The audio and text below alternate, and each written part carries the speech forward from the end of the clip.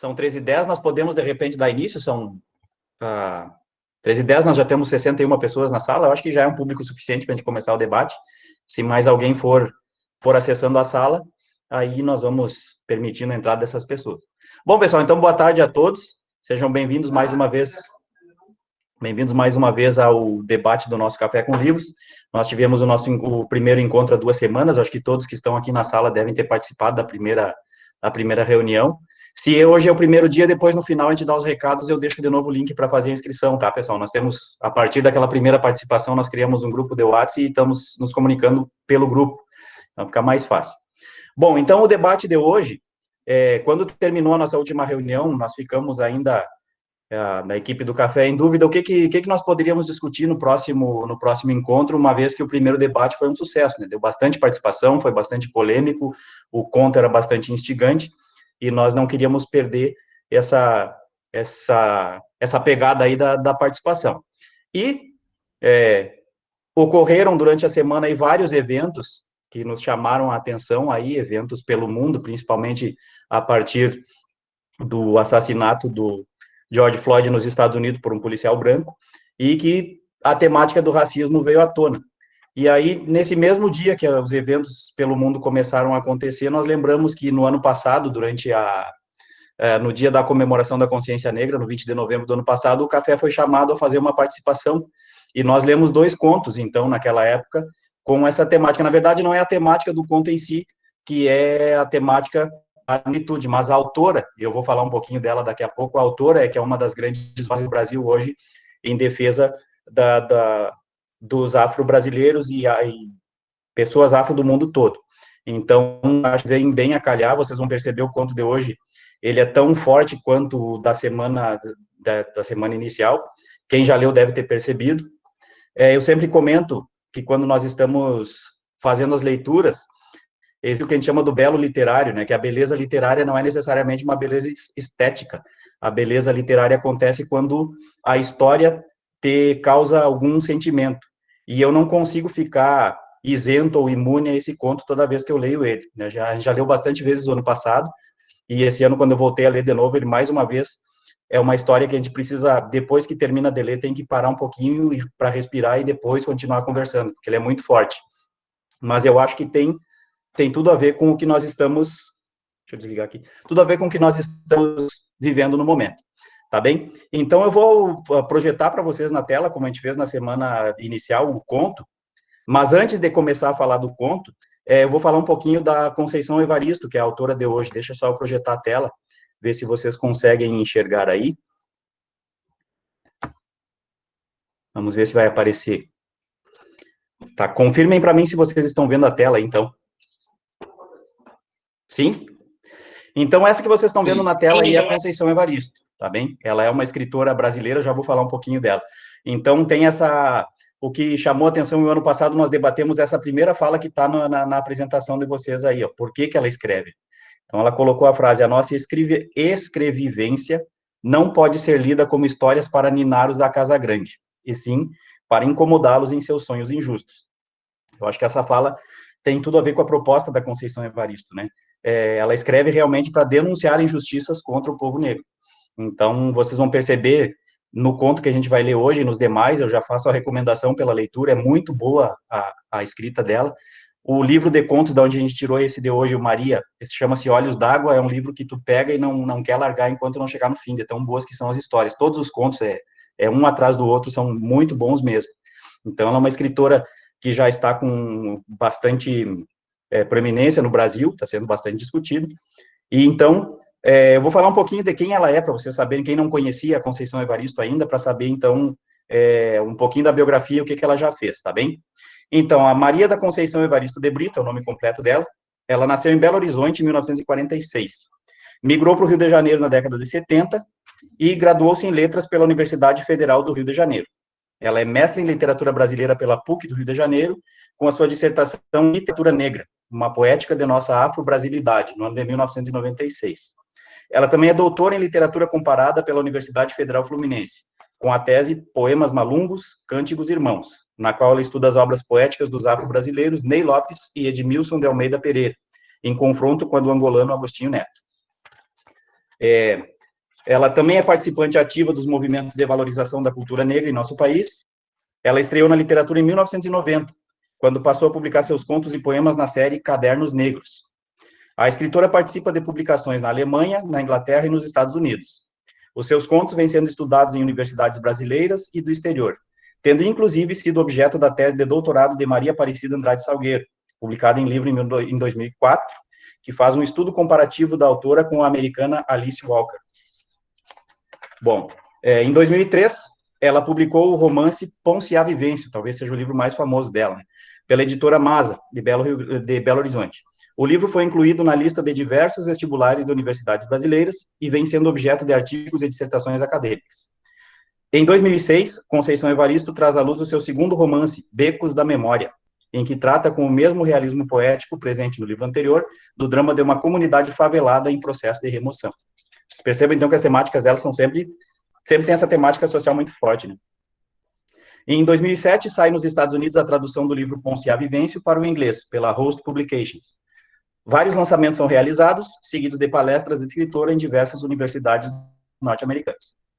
Já a sua poesia ganha maior visibilidade a partir da publicação, em 2008, do volume Poemas de Recordação e Outros Movimentos, em que ela mantém sua linha de denúncia da condição social dos afrodescendentes, porém, inscrita num tom de sensibilidade e ternura próprios do seu lirismo, o que revela um minucioso trabalho com a linguagem poética. Em 2011, a Conceição Evaristo lançou o volume de contos Insubmissas Lágrimas de Mulheres. Esse livro também é muito bom, tá, gente? Em que, mais uma vez, trabalha o universo das relações de gênero num contexto social marcado pelo racismo e pelo sexismo.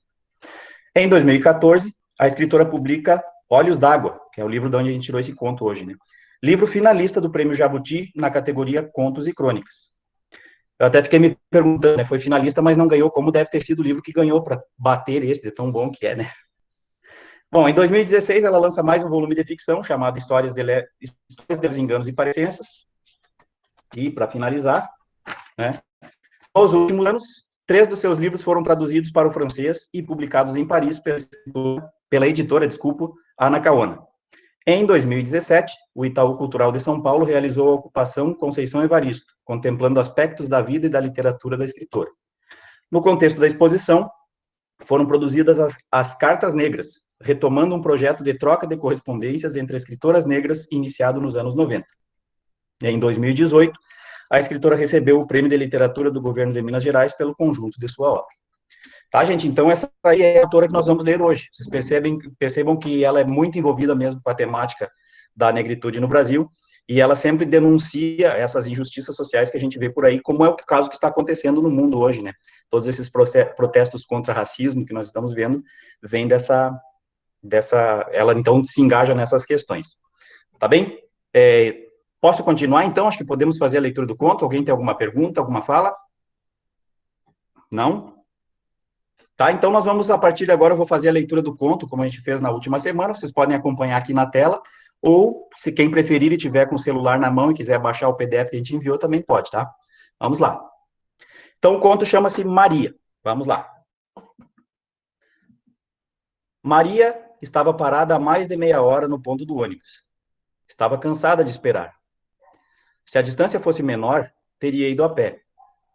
Era preciso mesmo ir se acostumando com a caminhada. O preço da passagem estava aumentando tanto. Além do cansaço, a sacola estava pesada. No dia anterior, no domingo, havia tido festa na casa da patroa. Ela levava para casa os restos, o osso do pernil e as frutas que tinha enfeitado a mesa. Ganhara as frutas e uma gorjeta. O osso, a patroa ia jogar fora. Estava feliz, apesar do cansaço. A gorjeta chegara numa hora boa. Os 2 filhos menores estavam muito gripados. Precisava comprar xarope e aquele remedinho de desentupir o nariz. Daria para comprar também uma lata de Toddy. As frutas estavam ótimas e havia melão. As crianças nunca tinham comido melão. Será que os meninos iriam gostar de melão? A palma de uma de suas mãos doía. Tinha sofrido um corte, bem no meio, enquanto cortava o pernil para a patroa. Que coisa! Faca laser corta até a vida.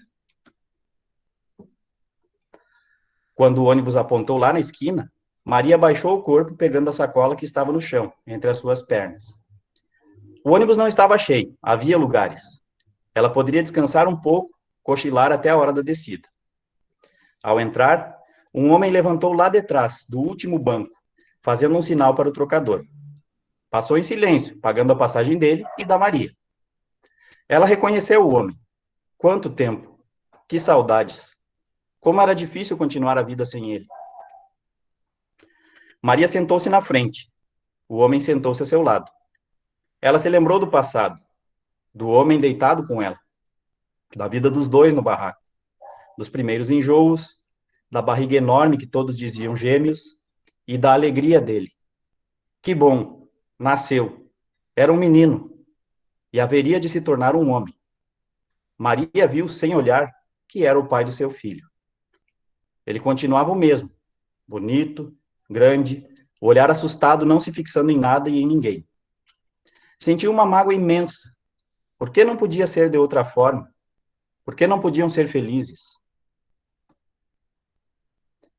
E o menino, Maria? Como vai o menino? Cochichou o homem. Sabe que eu sinto falta de vocês? Eu tenho um buraco no peito, tamanha a saudade. Tô sozinho. Não arrumei. Não quis mais ninguém. Você já teve outros filhos? A mulher baixou os olhos como que pedindo perdão. É, ela teve mais 2 filhos, mas não tinha ninguém também. Ficava, apenas de vez em quando, com um ou com outro homem. Era tão difícil ficar sozinha. E dessas deitadas repentinas, loucas, surgiram os 2 filhos menores. E veja só, homens também. Homens também? Eles haveriam de ter outra vida. Com eles, tudo haveria de ser diferente. Maria, eu não te esqueci. Tá tudo aqui no buraco do peito. O homem falava, mas continuava estático, preso, fixo no banco. Cochichava com Maria as palavras, sem, entretanto, virar para o lado dela. Ela sabia o que o homem dizia. Ele estava dizendo de dor, de prazer, de alegria, de filho, de vida, de morte, de despedida. Do buraco saudade no peito dele. Desta vez ele cochichou um pouquinho mais alto. Ela, ainda sem ouvir direito, adivinhou a fala dele. Um abraço, um beijo, um carinho no filho. E logo após levantou rápido, sacando a arma. Outro lá atrás gritou que era um assalto. Maria estava com muito medo. Não dos assaltantes, não da morte, sim da vida. Tinha 3 filhos. O mais velho, com 11 anos, era filho daquele homem que estava ali na frente com uma arma na mão. O de trás vinha recolhendo tudo. O motorista seguia a viagem. Havia o silêncio de todos no ônibus. Apenas a voz do outro se ouvia pedindo aos passageiros que entregassem tudo rapidamente. O medo da vida em Maria ia aumentando. Meu Deus, como seria a vida dos seus filhos? Era a primeira vez que ela via um assalto no ônibus. Imaginava o terror das pessoas. O comparsa de seu ex-homem passou por ela e não pediu nada. Se fossem outros os assaltantes, ela teria para dar uma sacola de frutas, um osso de pernil e uma gorjeta de 1000 cruzeiros. Não tinha relógio algum no braço, nas mãos nenhum anel ou aliança. Aliás, nas mãos tinha sim. Tinha um profundo corte feito com faca laser que parecia cortar até a vida. Os assaltantes desceram rápido. Maria olhou saudosa e desesperada para o primeiro. Foi quando uma voz acordou a coragem dos demais. Alguém gritou que aquela puta safada lá da frente conhecia os assaltantes. Maria se assustou. Ela não conhecia assaltante algum. Conhecia o pai do seu primeiro filho. Conhecia o homem que tinha sido dela e que ela ainda amava tanto. Ouviu uma voz.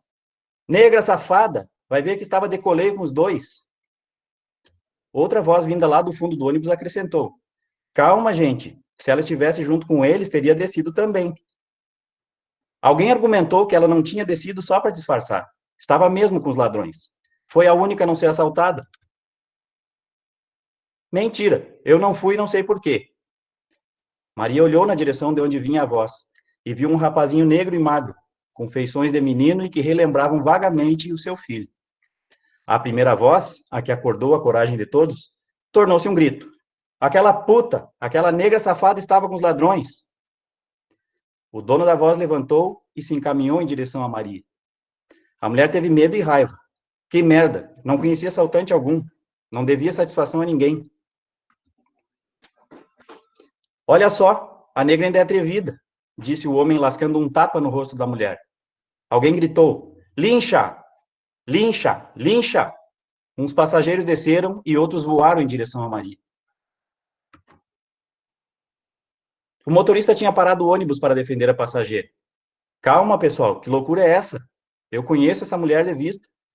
Todos os dias, mais ou menos nesse horário, ela toma o ônibus comigo.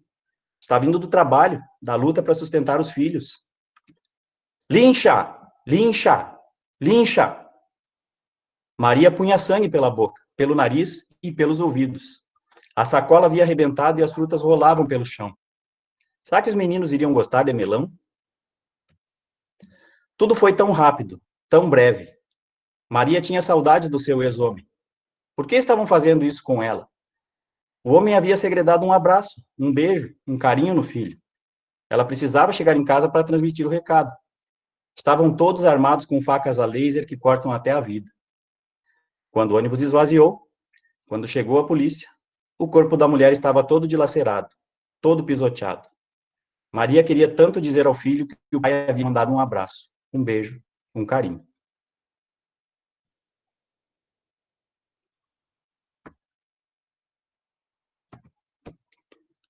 Pronto, gente? Recuperados da patada aí, podem começar, quem tiver alguma ideia. Dá um minuto aí, mano. Dá um minuto, gente. É forte, né?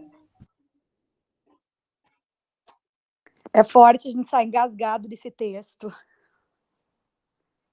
Eu já li várias vezes e a sensação é sempre a mesma, né? Chega no fim, chega a embargar a voz, é difícil ler em voz alta. Eu lembro ano passado, Jair, quando tu leu, nós estávamos na 402, que a gente olhava assim, era todo mundo com uma cara que nem a gente está olhando agora, assim, para aqueles que estão com o vídeo aberto, né? Tu fica com, tipo, nossa, né? É bem cruel mesmo. É muito cruel, não é bem cruel, é muito cruel. Então. Mas o mais triste, Jair, é que, na verdade, ele parece ele parece, não, ele relata cenas do cotidiano, sabe? Do hoje, assim, a gente liga a TV e a gente vê a situação igual, sabe? Reconhece algumas coisas, né? Depois eu quero tocar em outros pontos, mas assim, o quanto ele é o relato do dia a dia, do que a gente vê full time, né? Claro que com nuances, com coisas diferentes, mas essa violência que é constante. E ele traz uma questão mais forte ainda, porque também remonta uma discussão sobre as mulheres, né? As mulheres negras, que tem é mais difícil ainda do que ser negro, né? No Brasil. A carga ali, tu vê, da questão da mulher é bem forte, né? Na descrição que a autora faz do acontecido, né? Desde o início, se tu pegar toda a história, desde o início tu pegares ali a parte em que ela descreve o trabalho, o que ela ocorreu, onde ela fez, cortou a mão com uma faca, acho... Década a lei que cortava mais que a vida. Quem que é da década de 90, lembra das Guinso, né? Faca laser, né? Então... então ela vai a esse detalhe, será que as crianças vão gostar do melão? Nunca comeram melão, e daí vai toda essa descrição. Sim, a gente constrói uma imagem totalmente alheia à cena da violência, né? A gente constrói a imagem daquela mulher na labuta do dia a dia, tentando trazer as coisas para dentro de casa, fala dos filhos e da proteção que ela tenta dar a esses filhos, né? Fala que o dinheiro vai dar até para comprar o remedinho, vai dar para comprar o xarope e o remedinho de desentupir o nariz, né? Então ela está sempre extremamente preocupada com a condição desses 3 filhos que ela tem na casa. Em nenhum momento remete que o ambiente onde ela vive seja violento, e de repente, do nada, acontece toda essa situação e essa virada da história que é fantástica, assim, porque tu vai pegando... Sim, a gente conhece os personagens, inclusive o pai de um dos filhos, que é, na verdade, um dos assaltantes, né, que provoca a ação dentro do ônibus, que gera a ira do pessoal que está lá dentro, né? Mas o contexto da personagem Maria é diferente do contexto de violência dentro do ônibus. A gente percebe um contexto de luta diária pela sobrevivência, mas não violento, né? Claro, as violências acontecem, como tu mesmo falou, talvez a gente pode até estar implícito nessa forma dela viver e de trabalhar, uma violência impelida pela patroa, pelo círculo onde ela frequenta. Olha o que ela estava levando para casa, tá levando um osso que iria para o lixo, né? Então, o que é lixo para a patroa vira comida na casa dela. Então, isso também, de certa forma, é uma violência, né? Pensar que o que seria resto para um é alimento para outro. Então, tem tudo isso, né? Pessoal, quem quiser falar... Eu gostaria de falar. Pois não. Vai dar microfone. Desliga aqui. Eu acho... Não vai dar para falar? Da eco, né? Agora deu. Então, assim, eu vejo assim, que ela sofre, a Maria, ela sofre três violências, né? Ela sofre a primeira questão da mulher... Olha, Jairo. Talvez ela não oferecesse o que era o justo, e fosse assim, né, a escravidão dos tempos atuais. Depois, a segunda violência que ela sofre, que eu vejo, percebo ali a questão do abandono do companheiro, né, ela tem que criar os filhos sozinha, assim, quando dignas e tal. E a terceira, no sentido que ela foi julgada, né, ela foi julgada simplesmente por falar com uma outra pessoa. E aí fica o questionamento, será que ela teria o mesmo tratamento se ela fosse branca, né, mesmo, vamos dizer assim, se ela, né, seria o mesmo tratamento, se ela seria julgada da mesma forma? Então eu percebo essas três violências num único fato, assim, a primeira talvez não recebesse o que era justo, levasse as sobras da casa, né, a segunda, a questão de ter sido abandonada, né, e ter que criar seus filhos sozinha, e a terceira, por ela ser, né, vamos dizer assim, comparada a uma criminosa que fizesse parte do bando ali, que soubesse, né, numa atitude totalmente machista e totalmente racista, né, então tem que ver, será que se fosse uma branca sentada ali, né, teria o mesmo tratamento e o mesmo julgamento?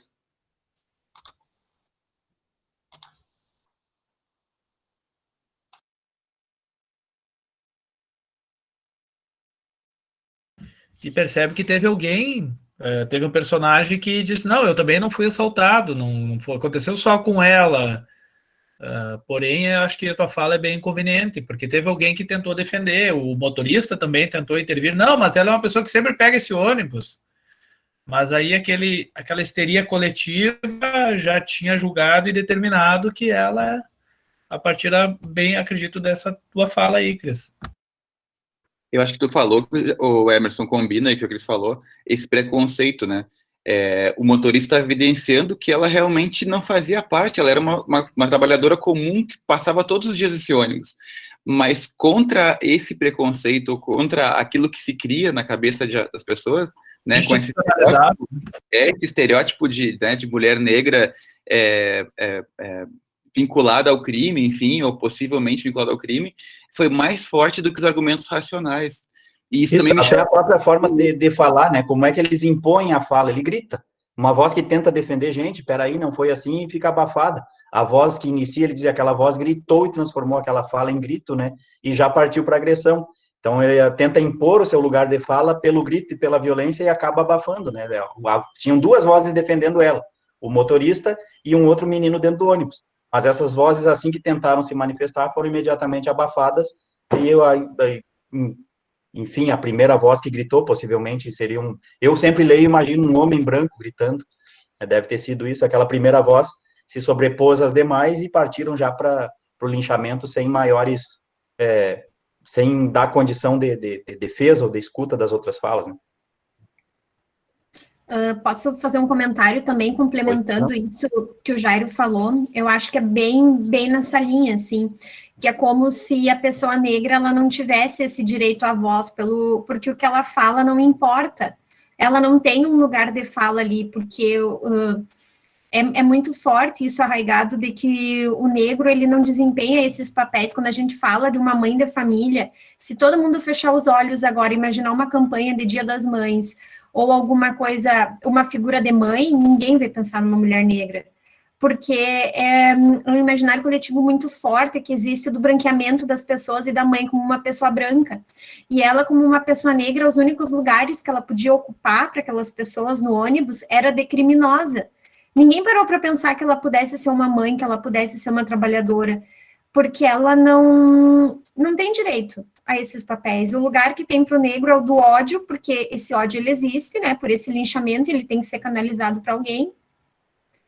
E ela simplesmente não teve o direito ali, teve esse destino horrível. Eu queria falar também depois sobre a questão da faca, da faca e do fio da faca, que foi o que mais, assim, me doeu e me pegou desse conto, assim. Mas eu não vou falar agora, porque eu acho que é um pouquinho... Tem mais coisa desse tema ainda que não se esgotou. Quando chegar nele, eu comento. Fazendo um link com o que a Bianca coloca, eu acho que não tem como não pensar no papel da mulher nesse texto, e estão aí as minhas colegas de Nugedes. Então, quando nós pensamos na mulher negra, qual é o tipo de trabalho que cabe para ela? Então, nós temos o trabalho doméstico na casa, né? Provavelmente de uma mulher branca de classe média alta. Quando nós temos a mulher mãe, os filhos cabem a ela, né? E não ao homem que tem o filho com ela e que abandona. Inclusive, ela deixa em outras partes do texto dizendo que ela não se casou, mas que ela teve ainda outros 2 filhos e que também acabaram ficando com ela. E quando nós pensamos ainda em todo o trabalho doméstico, na preocupação de levar comida, no cuidado, e ainda na mulher negra e pobre, né? Associando a cor com a pobreza, que infelizmente no Brasil é ainda uma característica, e por isso que nós podemos entrar em outros conceitos que dariam muitas discussões, como, por exemplo, as cotas, como, por exemplo, a parte de meritocracia. Então, acho que esse texto ele acaba desencadeando, né, muitas possibilidades de discussão.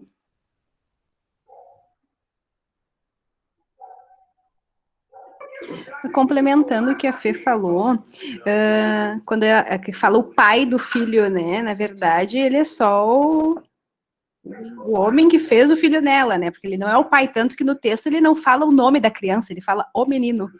Como que está o menino, né? Então, de repente, ele nem sabe qual é o nome do filho dele. Isso é uma coisa que chama bastante atenção.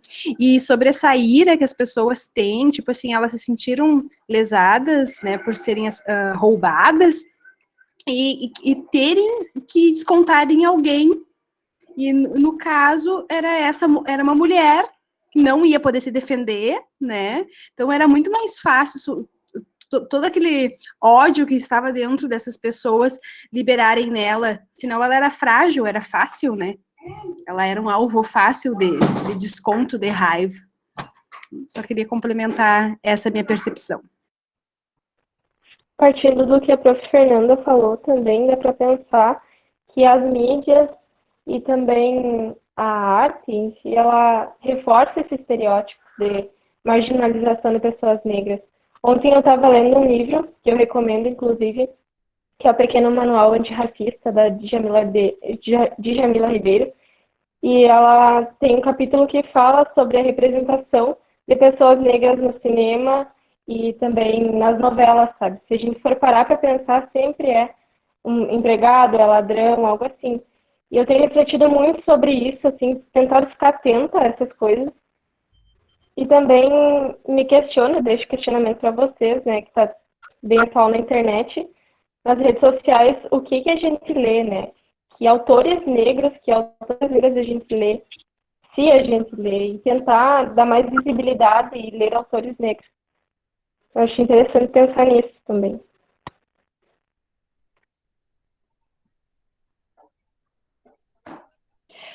Só complementando, não sei se vocês estão acompanhando as mídias, mas vários artistas famosos brasileiros estão cedendo as suas contas de Instagram, enfim, para pessoas negras e para pessoas LGBTs, para dar visibilidade a essas pessoas. Achei bem bacana.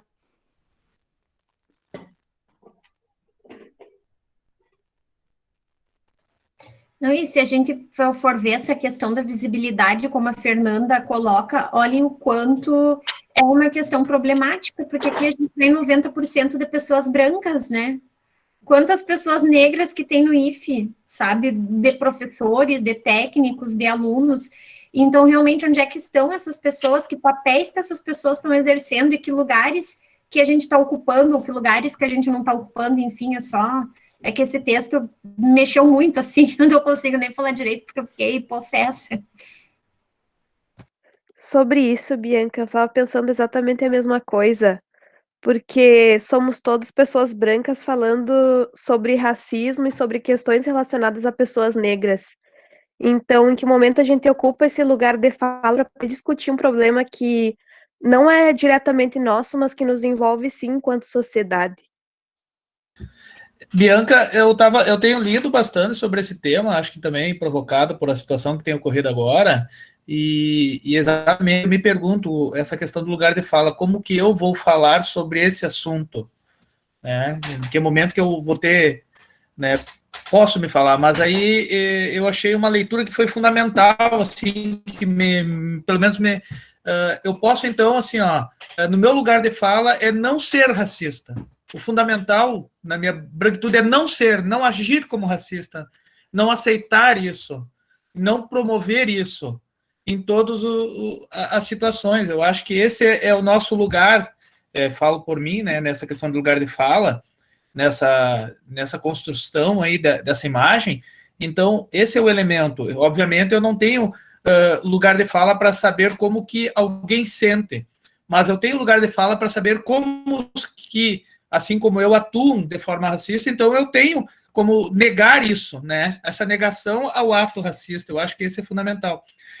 Numa leitura agora, eu estava procurando até o material que eu estava lendo aqui, eu não encontrei nessa na minha estrutura aqui, que o Jorge estava estudando agora.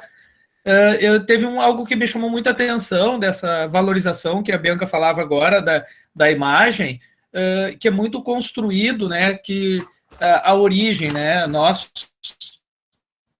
pelo menos, você é originário, você é italiano, você é alemão, a tua família, não sei, é de uma origem europeia, do colonizador, aí você procura, vai lá, faz um mapeamento, descobre que a tua família, eu vou falar especificamente aqui, a minha família é de Treviso, do norte da Itália, a da minha esposa é do norte é do sul da Alemanha, né? Então aí todo mundo sabe a origem a partir do sobrenome, e o negro isso é negado.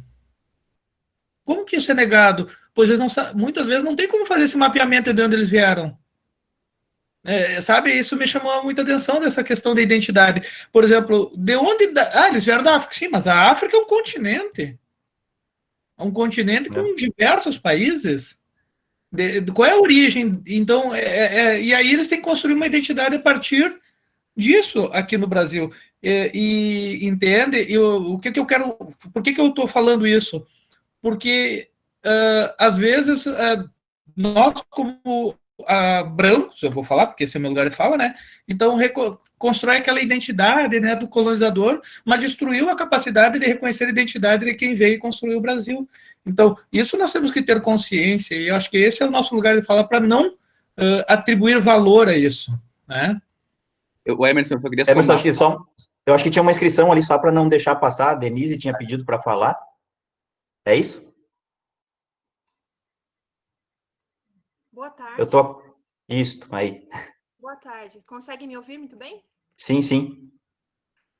Eu sou a Denise, sou professora de Biologia no campus avançado Uruguaiana.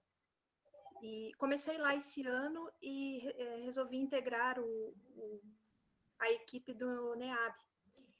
Nós ainda não fizemos encontros, mas eu já tenho procurado ler a respeito, né, e conhecer melhor esse conteúdo do racismo, mesmo porque ele está evidente, né, no nosso dia a dia.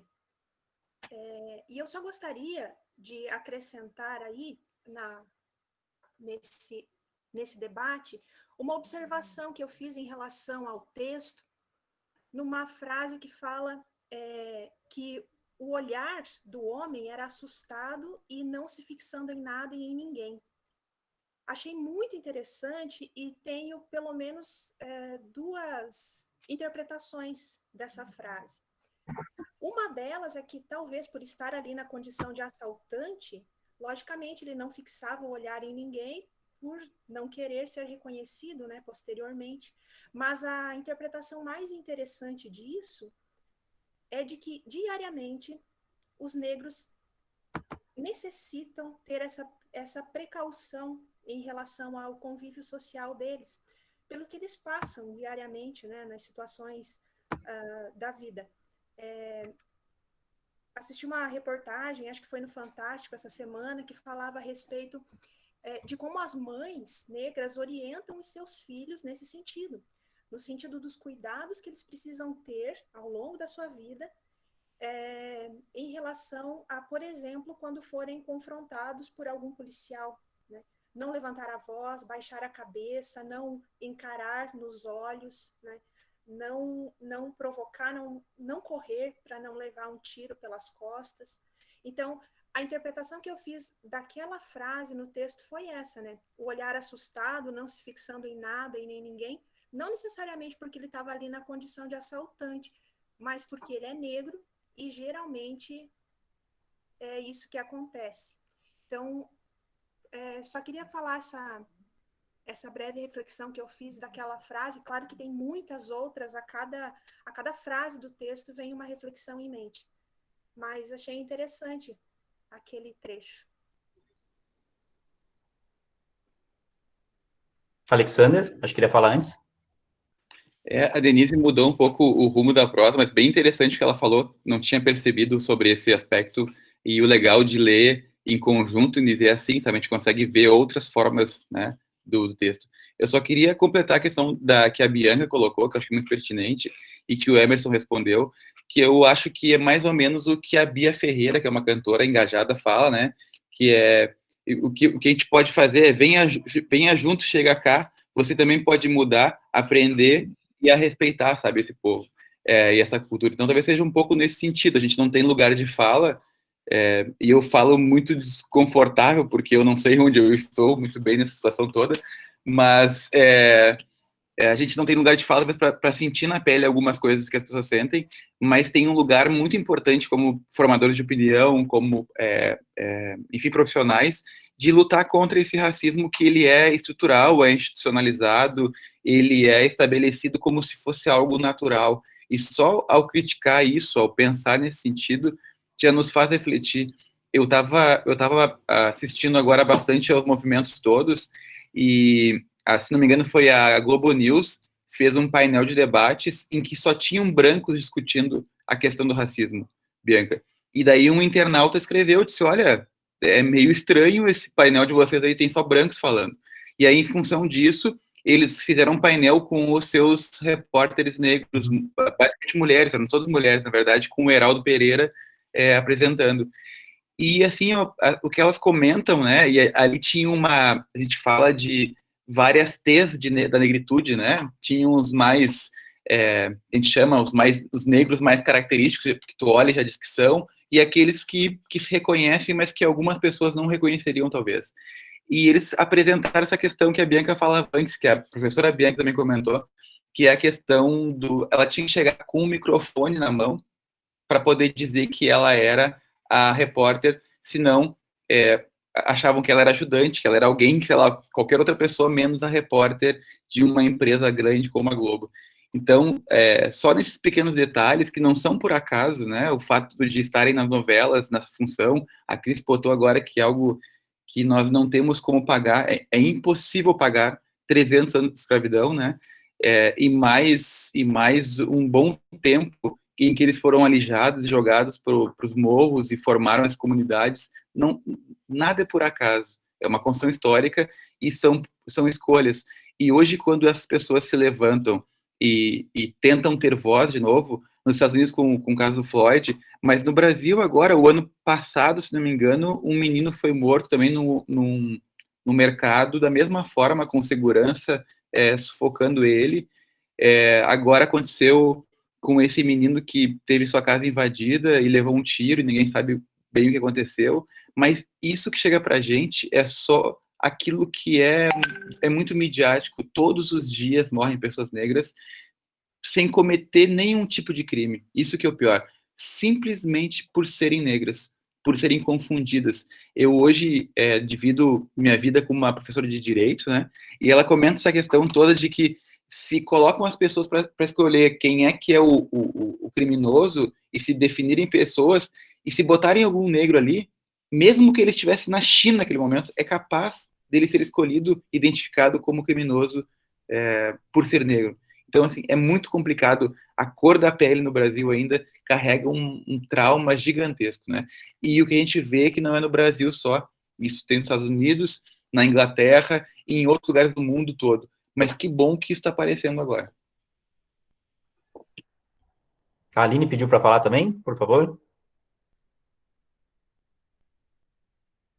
Oi.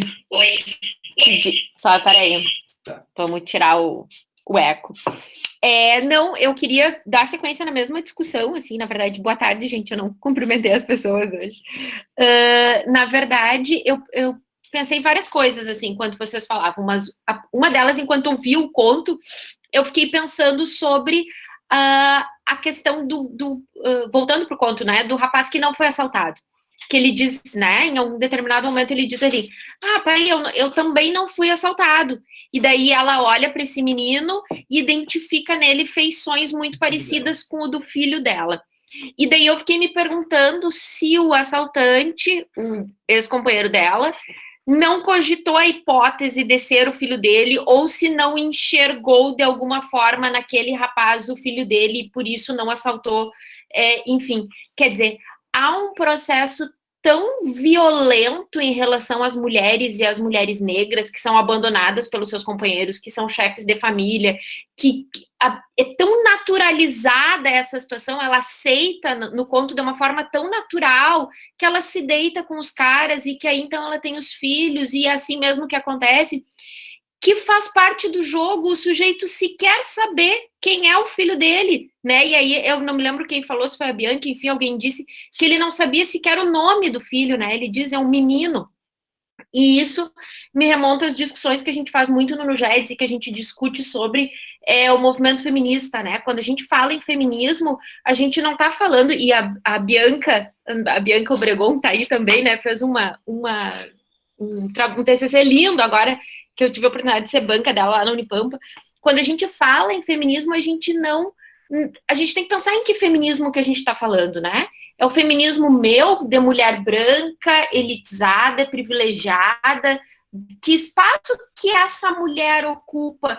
Quer dizer, enquanto nós mulheres estamos brigando pelo direito ao nosso corpo, quer dizer, eu posso mostrar os meus peitos se quiser, as mulheres negras estão sendo sexualizadas há muito tempo, e seus corpos são erotizados desde o período da escravidão. Quando a gente estava brigando pelo direito de poder trabalhar fora, né?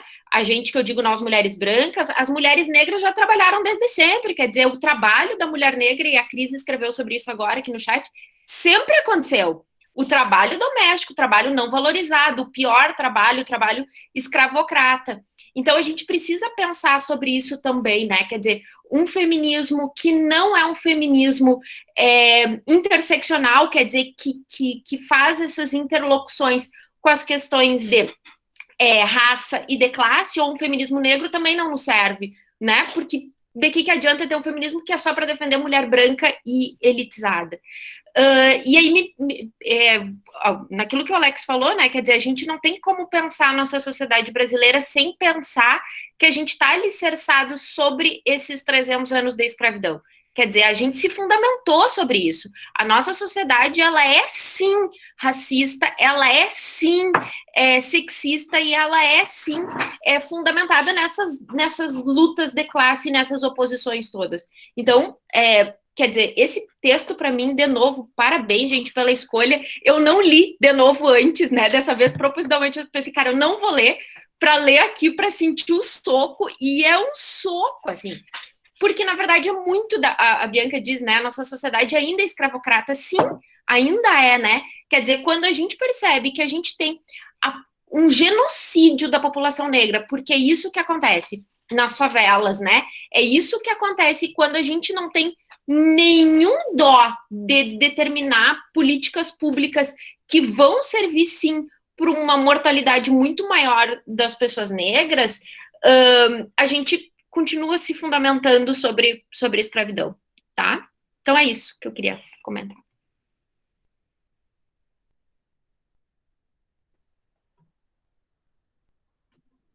Mais alguém? Eu quero falar. É um tema muito difícil, né, gente? E eu já senti isso na pele. E o que é mais doído é se tu é da família, se tu é conhecido, e daí por você ser uma pessoa boa e tudo mais, tu é aceito pela cor. E se tu não é, né, você é julgado. Então, a maioria das pessoas são racistas, mesmo dizendo que não são racistas. Elas escolhem namorado por cor, elas escolhem quem elas vão conviver por cor. E elas só te aceitam depois que elas te conhecem. E isso é muito difícil. E se a minha mãe é branca, meu pai é preto. Daí a família da minha mãe sempre me aceitou, eu nunca senti na pele isso. Mas o que eu percebo é que a minha mãe às vezes faz atitudes racistas, eu digo, mãe, mas isso não pode. Não, não é bem assim. Ela não se considera porque ela acha que as cotas vão ser uma vitimização das pessoas negras. Então, realmente, é importante nós sairmos da nosso casulo e realmente nos reconhecermos e pedir a voz, né, pedir a palavra.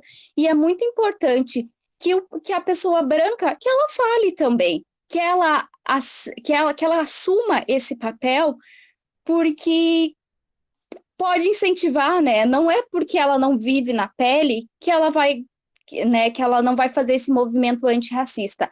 E, infelizmente, as pequenas palavras usadas, né, na nossa sociedade, elas são racistas e a gente não reconhece. E que só quando a gente está no meio principalmente acadêmico, que realmente as coisas elas são mais esclarecidas. E quem sabia antes nem se dava bola, porque eu não tinha sentido isso, porque também nem entendia como era. Tá? É só para deixar meu depoimento.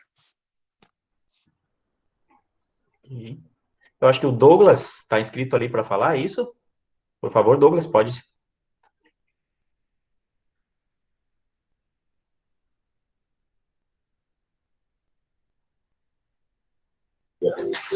Oi, boa tarde.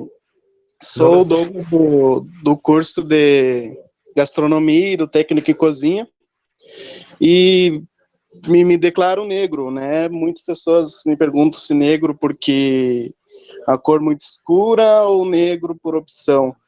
Às vezes sou negro com um sobrenome italiano, daí as pessoas me perguntam, negro mesmo? Sim, sou negro, me considero negro. E aí no IFE nós fizemos uma peça de teatro na semana também da consciência negra, e a minha maior preocupação era o que nós vamos apresentar para um público branco, o que nós vamos falar para um público branco, para um IFAR, como já a professora disse, maioria branco. E daí que vem a importância do negro também achar o seu lugar na sociedade, sabe? Do negro não se calar perante o racismo, perante a desigualdade, perante tudo isso que a gente vê na sociedade. E sobre vida, é muito magoa mesmo essa questão do racismo, porque é difícil tu ter que ir num emprego e ter que raspar o cabelo, raspar o black, raspar o crespo, porque talvez o empregador não te veja com o mesmo olho que ele vai ver um branco do cabelo liso, sabe? É muito difícil ser chamado de encardido por ser mais escuro, ser mais negro mesmo. É isso, eu acho que é importante, todo negro, se tem algum negro escutando, é importante levar a voz, é importante agora com essas coisas acontecendo, é muito importante colocar, impor a voz, seja em rede social, seja em bate-papos como aqui, como é importante. É isso. Tá bem, diga-se de passagem, eu queria fazer um elogio ao Douglas aqui pela peça que eles apresentaram ano passado, quem estava lá viu, né? Então, excelente, a gente até sugere que seja apresentada mais vezes, né? Então, foi um trabalho muito bem feito pelo Douglas e por outros alunos do grupo de teatro. Então, a recomendação é que assistam e que o Douglas faça mais vezes para a gente, né? Até para trazer mais vezes essa questão à tona para ser debatida, não só aqui no espaço do Café com Livros, mas sempre tem que ter esse espaço para poder apresentar a questão. Mais alguém? Bom, eu gostaria de, se ninguém mais está inscrito sobre esse tema, enfim, eu gostaria de falar sobre a questão da faca. Isso, da por faca favor. laser. Porque, na verdade, ela sofreu vários cortes, né? O primeiro deles foi na casa da patroa com a faca. Por ela cortou a mão, limpando o pernil, do pernil que ela levou só o osso, sabe? E se ela reclamasse para a patroa, possivelmente, daquele corte na mão, ia ser uma bobagem, e ainda a patroa poderia ficar brava com ela por não continuar no trabalho, porque ela se machucou cortando a carne que deveria ter atenção. E ela fala que, na verdade, a faca com fio a laser, ela não corta a carne, ela corta a vida. E no final, depois do linchamento, ela retoma novamente essa metáfora da faca do fio a laser. Quantas facadas ela não tomou? Então, nós, aqui, enquanto brancos, a gente tem, sim, uma responsabilidade dentro dessa sociedade escravocrata, que eu acredito que a gente, de certa forma, ainda seja isso hoje, né? E até eu anotei ali, tipo, o quanto a gente fere desse nosso lugar, o que é essa faca, o quanto que essas pessoas são feridas por causa disso, sabe? Que condições que restam para a população negra, então o que seria essa faca? Na verdade, todas essas situações de abuso, de opressão, de desigualdade que eles vêm passando, que no final culminou com esse linchamento, né? Tantas facadas, e possivelmente feita pelas pessoas brancas.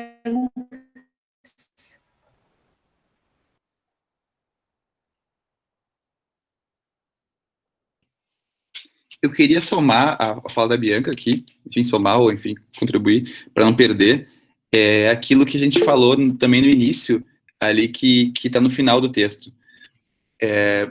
O que vai ser desses 3 meninos, né?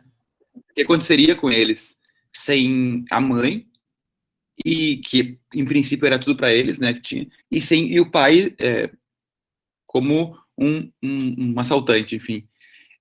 E nessa hora que fica difícil quem defende, por exemplo, a meritocracia. Quer dizer, nesse aspecto não há como... A gente é muito privilegiado, quer dizer, eu tenho pai, eu tenho mãe, eu tive aconchego do lar, eu tive tudo isso, tive vó, tive vô, tive um monte de gente, como talvez grande parte do pessoal.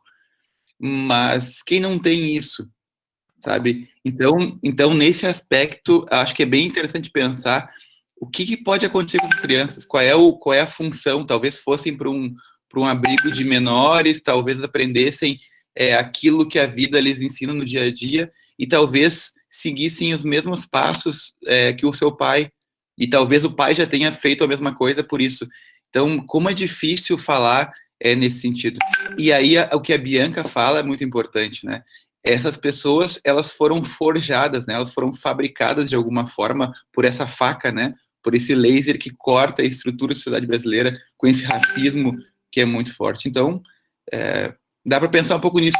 É óbvio que tem escolhas pessoais, a gente sabe disso, a pessoa pode escolher, mas às vezes não tem escolha mesmo, sabe? É tão difícil, é tão complexo, é difícil de falar. E aí, de novo, o lugar de fala fica mais complicado. Acho que nenhum de nós aqui teria a condição de falar de alguém, né, que está numa favela, sem pai, sem mãe, sendo instigado o dia inteiro para fazer outras coisas, porque efetivamente dá muito mais, ou é a única coisa que dá certo na vida deles. Então, é difícil, acho que dá para pensar um pouco nesse sentido.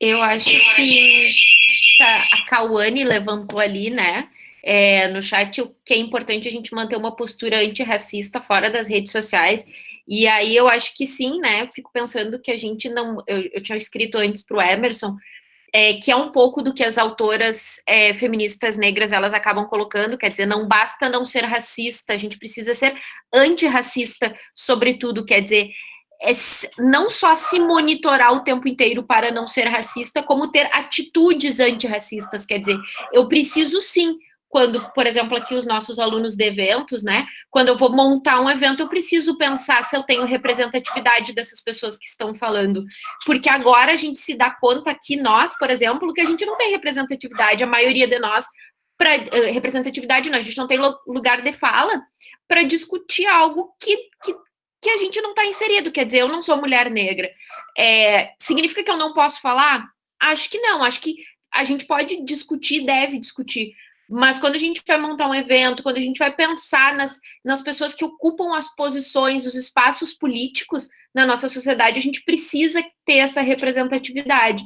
Então, não basta a gente não ser racista, a gente tem que ser antirracista, quer dizer, vamos montar um evento, vamos pensar em pessoas negras para falar, e para falar e não só sobre negritude, porque também tem isso, né? Parece que as mulheres são chamadas só para falar sobre mulher, as pessoas negras são chamadas só para falar sobre negritude. Não, né? Quer dizer, as pessoas podem falar sobre os mais diversos temas. E também a gente pensar na questão da representatividade. A gente está em ano de eleição, aí, né? Quantas pessoas negras eu já votei?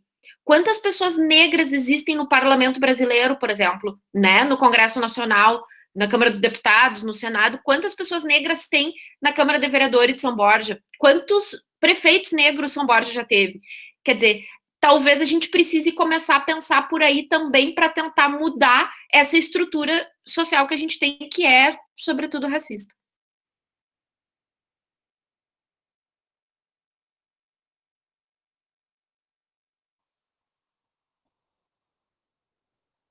Posso voltar? Pode. Me lembrei de mais uma coisa que eu queria falar. Deu silêncio, vou falar mais um pouco. Diga. Não, fiquei pensando na questão do colorismo, né?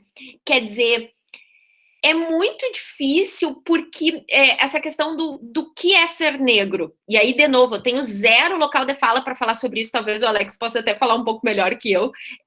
Mas o que é ser negro aí? Falo porque o dia que ele me disse que era negro, eu perguntei, tipo, como tu te reconhece como negro? Por quê? Tu é branco, eu enxergo nele uma pessoa branca. E só depois que ele passou a me falar sobre, não, mas eu não sou branco, eu sou uma pessoa não branca, mas não sou uma pessoa branca, que eu passei a enxergar essas nuances que eu não enxergava. E não tá na cor da pele, tá na posição social que ocupa. Quer dizer, é o meu ex-chefe, é um cara que ocupa uma posição de privilégio na sociedade, eu o conheci assim. Então eu não leio mais ele como uma pessoa negra. Por quê? Porque a gente relaciona as questões da negritude com espaços de opressão, né? Quer dizer, espaços de submissão. Então, pensar também o que é ser negro a partir desses colorismos. Ser negro não é necessariamente ser retinto, né? Quer dizer, a pessoa ter a pele muito preta, muito escura, mas todas essas variações de pele, de tudo, né? Quer dizer, do se sentir, do se colocar como negro, de toda essa carga que se traz de família, de uma série de coisas. De repente, alguma das pessoas que se reconhecem como negra poderiam falar um pouco melhor sobre isso, mas a própria Aline, né? Quer dizer, a Aline Roque, nossa colega, demorei a enxergá-la como uma pessoa que se reconhece como negra, ou como não branca, enfim, como parda.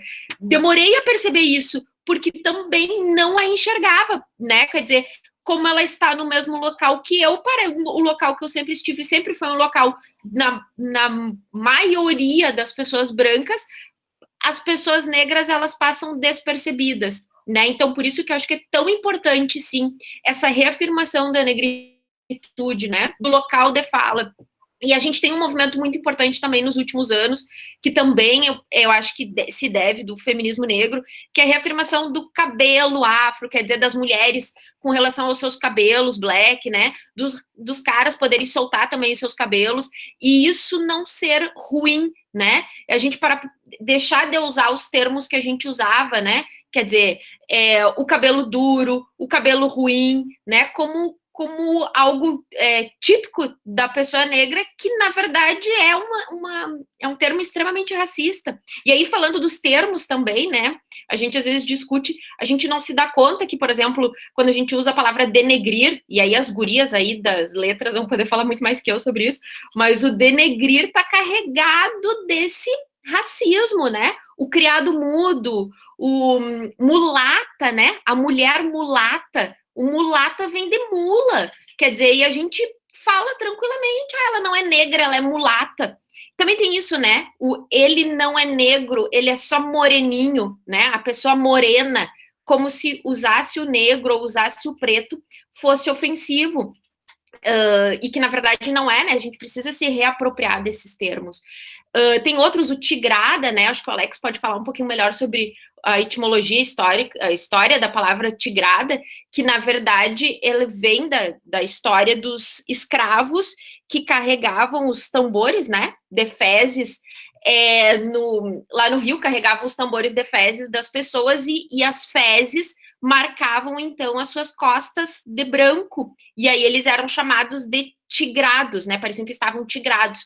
E aí por isso que quando a gente quer se referir a alguém, um grupo de pessoas, mas não é um grupo de pessoas boas, né? É um grupo de pessoas que a gente não valoriza muito, a gente acaba dizendo aquela tigrada, né? Fui numa festa e só tinha uma tigrada. Sempre é uma coisa ruim, mas isso na verdade também carrega um histórico racista muito grande, entre outras muitas palavras que a gente tem por aí, né? Acho que é isso.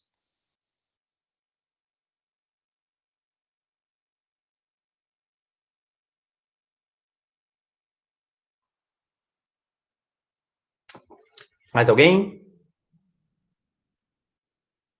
Não, silêncio. Só o Alex falou antes, agora mudando um pouquinho, não é mudando de assunto, mas puxando, o Alex falou antes sobre como ficariam aqueles filhos, né, aquelas crianças dela. Esse foi um dos assuntos que a gente debateu bastante o ano passado. O conto encerra a história ali no momento do linchamento e fica na nossa cabeça aquele pensamento do que vai acontecer depois com aquelas crianças. E o ano passado a gente leu um outro conto, eu vou recomendar aqui, embora a gente não vá fazer a leitura, que está no mesmo livro, que é Zaita esqueceu de guardar os brinquedos. Depois, se vocês quiserem, eu posso disponibilizar o PDF. É uma patada 2 vezes mais forte que esse que a gente leu hoje. Até eu comentei com a Cris se a gente poderia ler esse, mas aí ele fugia um pouquinho da temática. Mas verdade, é muito mais forte a patada porque envolve criança. Então, aquele sim, tu precisa respirar 2 vezes enquanto tá lendo o conto de tão forte que é. Mas retrata a situação das pessoas pobres que vivem nas comunidades, nas favelas, né? Então, vou só deixar a recomendação para quem tiver curiosidade, depois eu passo o PDF. A Zaita esqueceu de guardar os brinquedos. Quem leu ano passado deve lembrar. Então, que retrata a situação da infância, das crianças, dos filhos dessas pessoas que são linchadas, que são, enfim, que perdem a vida do nada e que eles estão lá desamparados, né? Ó, o pessoal já está pedindo aqui para mandar. Eu acho que a história da Zaita depois vai dar mais ou menos uma ideia de o que vai acontecer com as crianças também, né? Naquele abandono estrutural, né? E aí vai ter todo aquele ciclo de mas já vamos dando spoiler, a patada é 2 vezes mais forte. Porque envolve criança, eu acho que tanto quanto é bem terrível mesmo.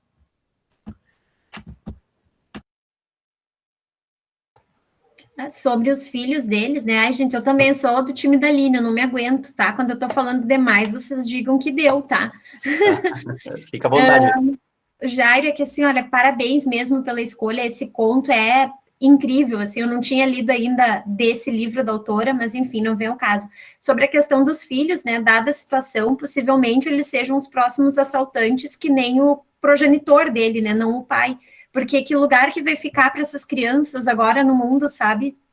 Sem nem a mãe, que era a única pessoa que zelava por elas e dava essas condições, porque a sociedade é cruel para os jovens negros, né? A gente vê isso, olha no Rio de Janeiro quantos jovens negros que são assassinados, e voltando à questão dos jovens negros, agora eu me lembrei do mais importante, que era o que eu queria falar do negócio da faca, que chegou na hora lá eu me perdi, que na verdade isso é um genocídio, sim, da população negra.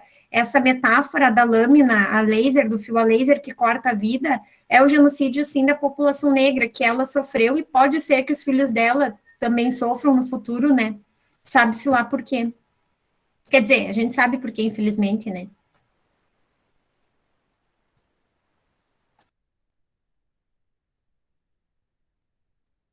A Emily pediu para falar, por favor, Emily.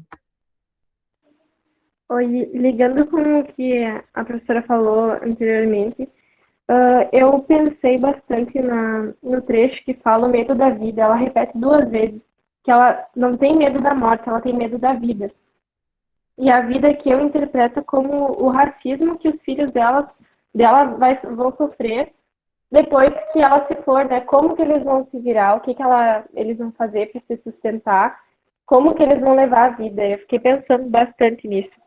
Porque, imagina, é ter medo da vida, ter medo das pessoas, de uma sociedade que oprime e que tem atitudes horríveis por conta do racismo. Temos mais uma inscrição, acho que é o Gabriel que quer falar, né? Por favor, Gabriel. Olá, boa tarde, estão me ouvindo? Tá com eco? Tá bom aqui. Tá bom? Tá. Eu sou estudante da Universidade Federal de Santa Maria de Letras, sou colega da Emily, e falando mais sobre essa área das letras aí, das palavras que a Aline estava mencionando, sobre razões etimológicas do uso das palavras que carregam uma carga histórica muito pejorativa, muito agressiva, né, como essa palavra aí da tigrada que ela falou. Esses dias eu estava olhando um post, até a Emily colocou aqui no chat, um perfil no Instagram que era de um negro falando, né, sobre expressões usadas muito hoje em dia que são racistas e as pessoas não sabem. E se a gente fosse ver nos comentários, a gente ia ver muitas pessoas brancas, né, dizendo, mas eu acho que tal expressão não é racista, por determinadas e determinadas funções dela nas frases, enfim. E é claro que na postagem estava explicando as razões etimológicas daquelas palavras serem racistas. Por exemplo, tinha a expressão ovelha negra, né? E as pessoas que não concordavam com a expressão ovelha negra ser racista diziam que as ovelhas, né, negras, elas são mais raras entre um grupo de ovelhas brancas que cresce. Consequentemente, elas são mais rebeldes, enfim. Dizem alguma coisa ali, né? E além de se basear no achismo da pessoa e não numa razão histórica das palavras, né? Porque a razão de ser racista não é pelo aquilo que a pessoa acha, e sim por aquilo que a palavra carrega, aquilo que a história marcou naquela palavra, sabe? E, além disso, eu penso também que essas expressões, elas carregam a palavra negra. A razão histórica dela não precisa ser necessariamente machista, não, racista. Mas usar a palavra negra para inferiorizar alguma coisa, desde que seja um objeto, ou nesse caso um animal, já é um problema em si para essa raiz, para essa palavra, que é usada para classificar uma etnia. Então, essa expressão ovelha negra não necessariamente pode ter uma carga histórica decorrente de escravidão, decorrente do racismo. Mas usar a palavra negra num campo semântico que é pejorativo, que é degenerativo, para uma palavra que é usada para classificar uma etnia, para classificar um ser humano, aí a gente também tem um problema. Então, além da carga histórica, o racismo também ocorre. Então, a gente tem que tomar muito cuidado nisso.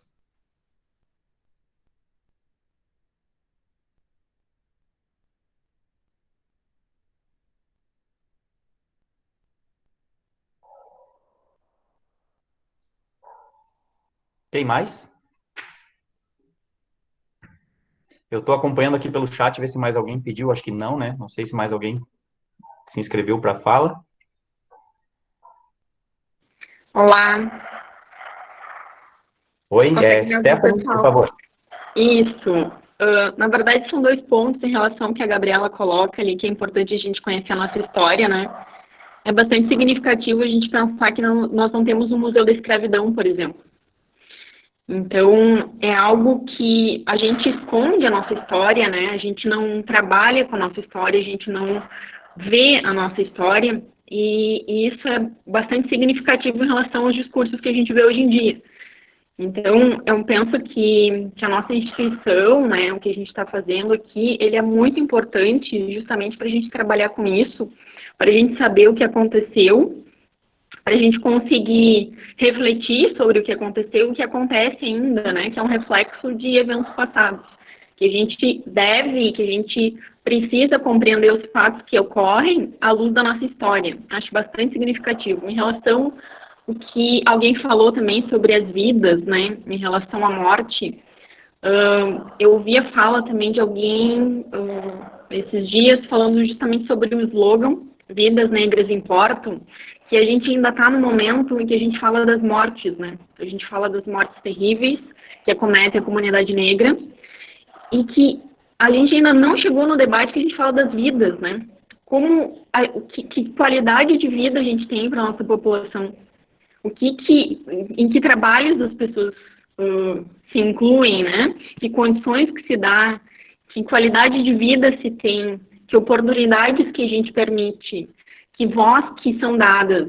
Então, isso é bastante significativo para a gente ver como a gente está atrasado no nosso debate, né? Que a gente não consegue lidar com a nossa história passada, que a gente não está conseguindo lidar com a nossa história presente, e que a gente, como uma comunidade acadêmica, a gente precisa fazer esse trabalho. Eu acho que é fundamental, a nossa fala é importante, a gente mesmo, aqueles que estão fora da comunidade negra, né, a gente precisa realmente se colocar como antirracistas e também promover espaços. Eu acho que a gente pode utilizar as nossas instituições para pegar essas lacunas e preencher. A gente não tem um museu da escravidão, mas então a gente precisa trazer as obras, né? A gente precisa trazer os fatos, a gente precisa trabalhar com esses fatos.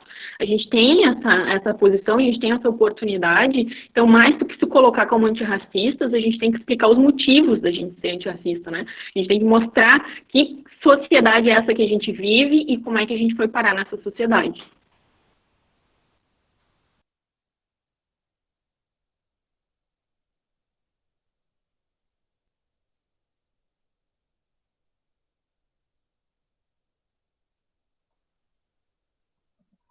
Mais alguém? Até só para complementar o que a Stephanie estava falando ali, a gente não tinha pensado nessa perspectiva de um museu, né? Que realmente nós não temos nada que conte essa história. Mas como faz a diferença, eu pelo menos me sinto bastante mudado, sei lá, impactado quando eu visito partes da história no museu, principalmente dessas que contam coisas ruins ou partes da tragédia, né? Então talvez seja uma ideia que possa conscientizar melhor as pessoas, trazer o imagético da coisa, porque enquanto a gente está falando é uma coisa, mas quando você enxerga, quando você tem as imagens, né?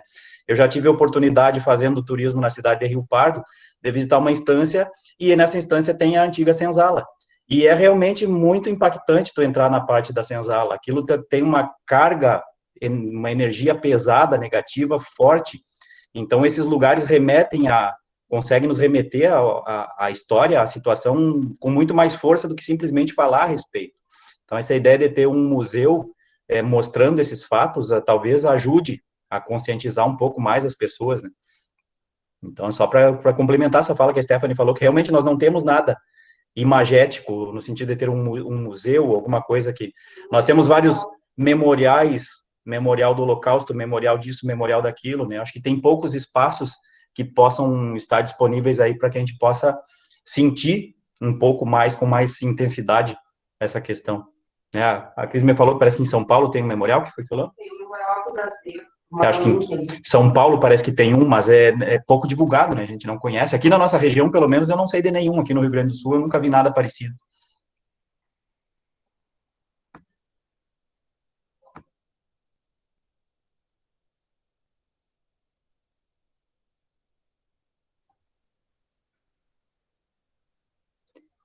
Mais alguém? Tá todo mundo muito pensativo.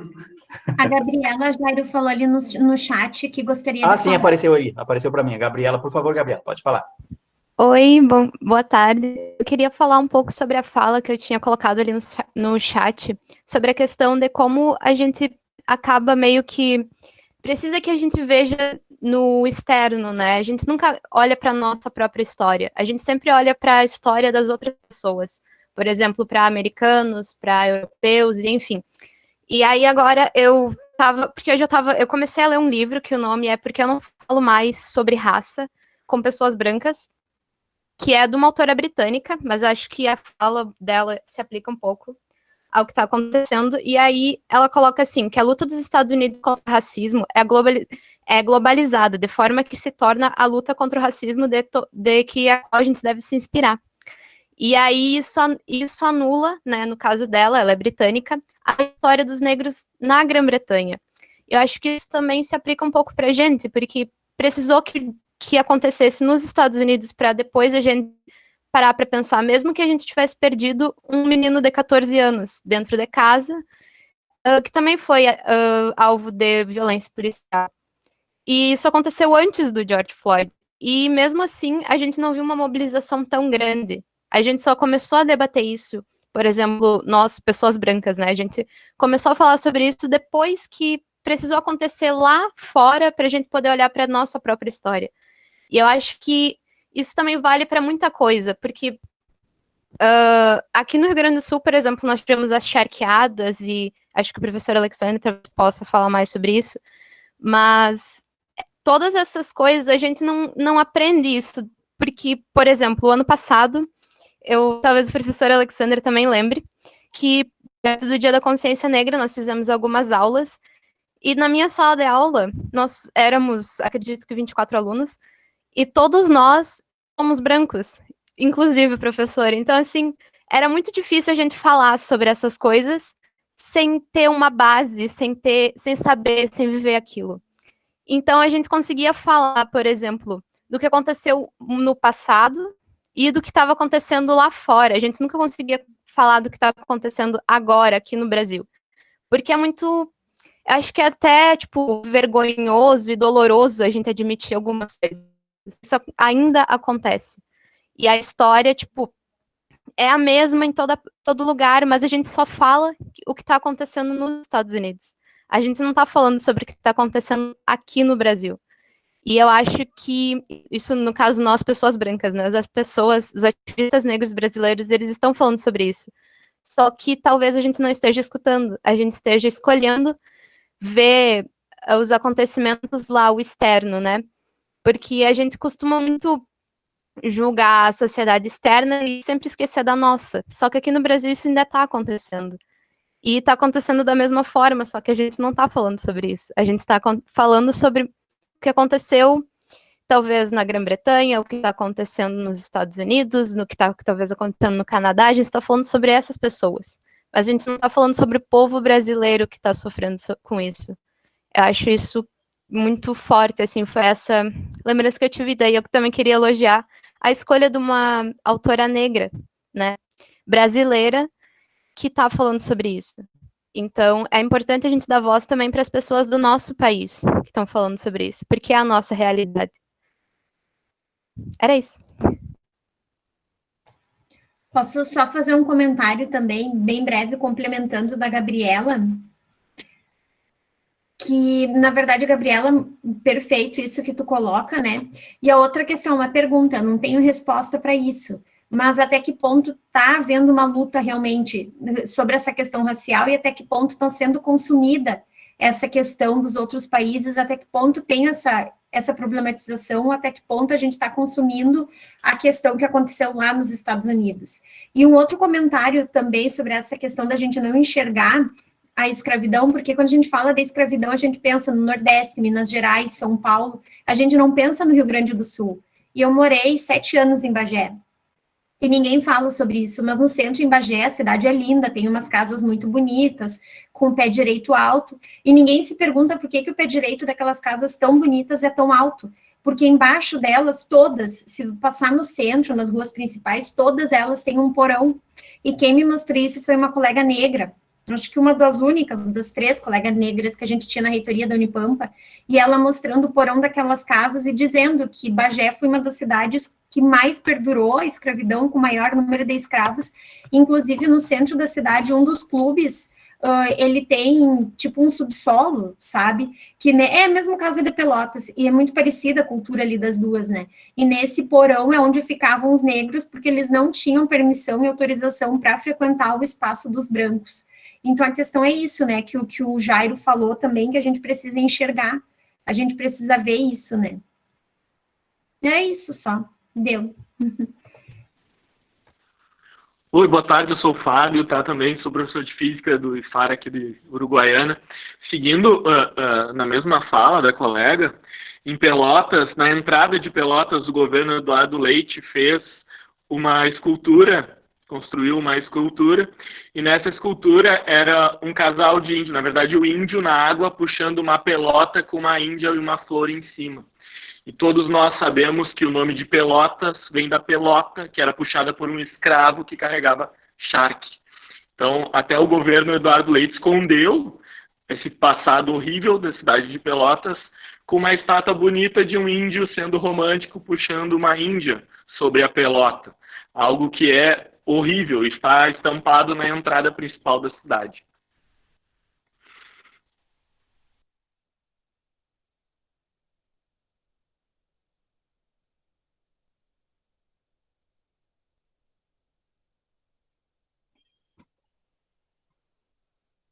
Mais alguém?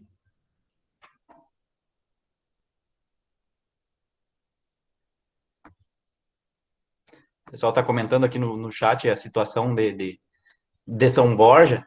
Eu, só para comentar um fato, a gente às vezes observa os fatos isolados como se fossem distantes da nossa realidade, mas eu já tive a oportunidade de visitar uma casa aqui, não vou mencionar nomes, né, mas de pessoas tidas como tradicionais, e que existia uma senhora negra na família. E eu me senti muito constrangido com aquilo, porque eu estava sentado conversando e ela vinha o tempo todo nos servir. Ela circulava assim, e meio que parece que aquilo era a ordem dos donos da casa, serve as pessoas, sirva as pessoas. Eu não quis perguntar mais a respeito, mas eu me senti muito incomodado naquela situação. Até eu comentei com a Cris, né, que parece uma coisa tão distante isso das instâncias e dos negros, dos escravos, dos agregados, mas que aqui na nossa cidade ainda existe. E depois, comentando isso com uma professora, que também não era da cidade, que veio morar aqui há muitos anos, ela contou que quando ela chegou na cidade, ela estava procurando por empregadas domésticas. E uma senhora da sociedade também recomendou a ela que não pegasse empregado, que arrumasse uma negrinha. Ela disse assim, arruma uma negrinha. Daí tu deixa ela na tua casa, ela faz todo o serviço, tu não tem que pagar salário nem nada, né? Então, isso que nós estamos discutindo aqui, que parece às vezes realidades tão distantes, parece uma coisa que está longe de nós, acontece em todos os lugares. E aqui na cidade de São Borja não é diferente.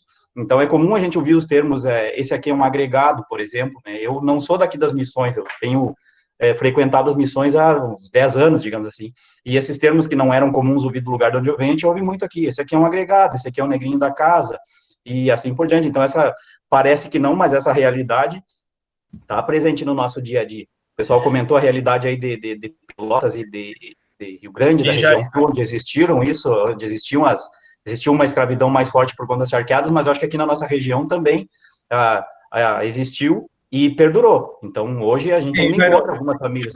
O Emerson pode me ajudar nessa fala aí? Tem o trabalho do Leandro, que é nosso colega, ele fez um mapeamento e ele comprova a existência de negros aqui na nossa região das Missões, em São Borja. Ele tem dados bem interessantes, que ele fez uma pesquisa na tese dele. Como eu divido uma disciplina com ele de história, eu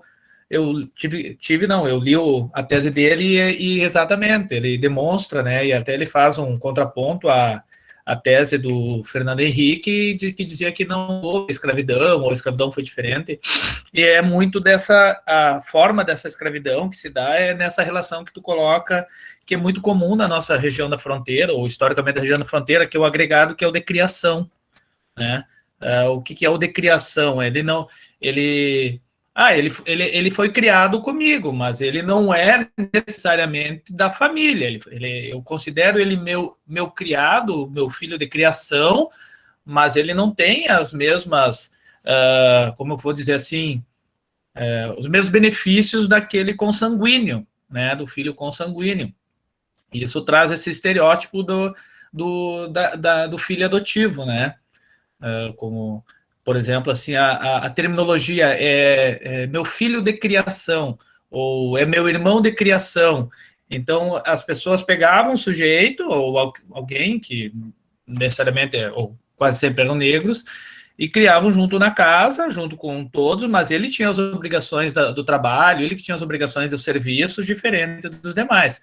Eu dei os mesmos estudos. Não, tu possibilitou o estudo, mas em outras condições. Então, isso era muito comum na nossa região aqui de fronteira, né? Até por esse legado histórico que tu está representando agora, que tu está falando agora.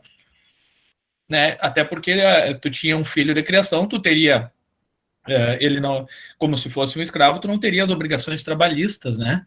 E isso depois gerava, em determinadas oportunidades e vários fatos, situações de brigas judiciais por questões de herança para comprovação, enfim. Então, isso era muito comum nas famílias aqui da nossa cidade, né? Eu queria comentar, eu acho que é bem pertinente todas as falas, e eu fico muito pensando, a Aline comentou, a Gabriela comentou, os demais, eu sempre me deixa muito, como que eu vou dizer assim, ó, não vou dizer um termo chateado, mas eu sempre coloco um pé atrás quando alguém usa um adjetivo quando vai falar de alguém, né? A pessoa fez aquilo por ser ou por ser tal coisa. Então, esse ser, quando atribui isso, eu já considero um preconceito, né? Então, não há necessariamente, quando coloco assim, ó, tem esse movimento, vidas negras importam, daí tem aquele movimento assim, todas as vidas importam, mas não são todas as vidas que são rotuladas por ter feito alguma coisa certa ou ter feito errada. Não sei se eu estou sendo claro, eu não estou querendo falar de uma forma mais pejorativa, né? Mas como foi escrito aqui, ó, a pessoa não erra porque ela é negra, ou ela não fez aquilo por ser mulher, ou ele não errou aquilo por ter sido de criação, ou ter sido adotado. As pessoas cometem acertos e erros, né? Então, sempre quando tem esse adjetivo, eu acredito que seja um preconceito, e é exatamente esse movimento anti isso que eu acredito que seria um valor fundamental. Eu gostaria assim, ó, eu não me preocupo, claro, né, dentro do possível, se eu não ensinar nada de geografia para os meus alunos, mas se eu conseguir fazer com que eles deixem de ter essas atitudes, eu acho que valeu a pena a minha docência, né? Entre outras coisas, nós também ensinamos valores, não somente conteúdos, né, quando estamos em sala de aula.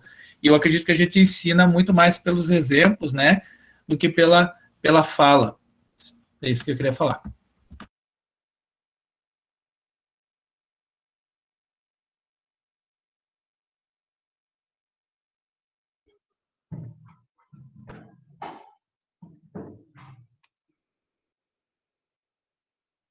Mais alguma contribuição? Bom, pessoal, eu não sei o que vocês acham, nós já estamos aí há 1h30 debatendo. Acho que talvez se nós não tenhamos mais nenhuma contribuição, nós podemos já nos encaminhando para o final do projeto. Então, antes de encerrar, né, eu gostaria mais uma vez de agradecer a participação de todos, né? Realmente, nós temos, como o Alexander comentou no último encontro, é um momento que a gente se desliga um pouco daquela nossa realidade de trabalho, embora seja trabalho, a gente se desliga um pouco daquela realidade de estar trabalhando para conversar. Então, isso é uma das grandes coisas boas do Café com Livros. Eu gosto desse momento particularmente, não porque eu coordeno o projeto, mas porque é um momento que a gente pode trocar ideias, trocar experiências, né? Então, realmente agradecer a participação de todos.